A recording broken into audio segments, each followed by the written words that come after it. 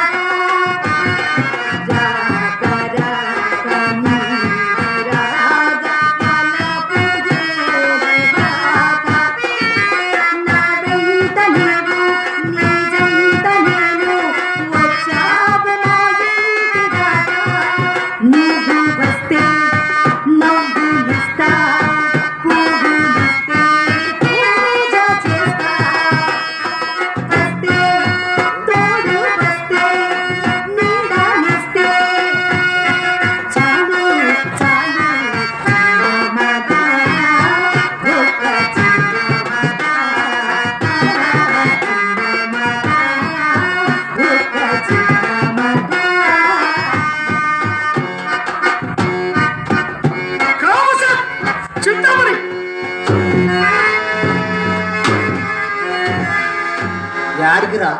వాళ్ళిద్దరు కలిసి తోటలోకి వెళ్తే చింతామణి కలిసి సిగ్గులు ఎక్కడ ఎన్నిసార్లు చెప్పా పంపు రావద్దని.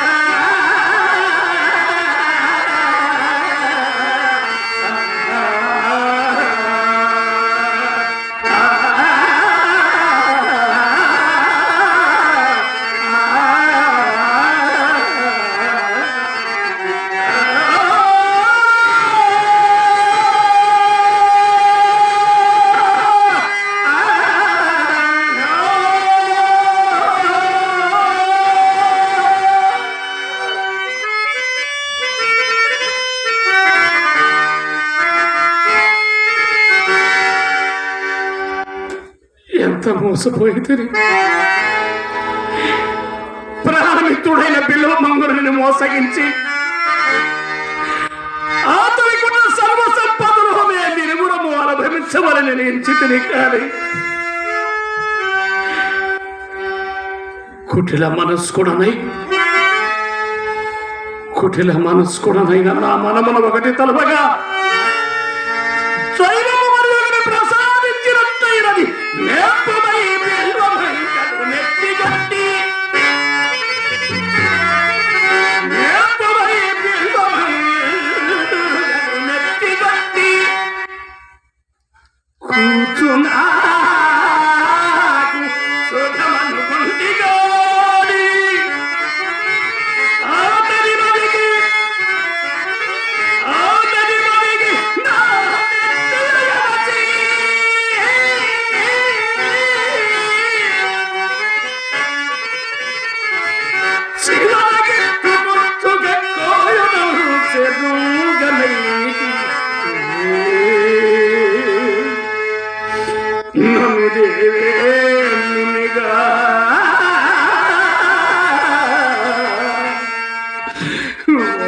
వనత్తుమనియను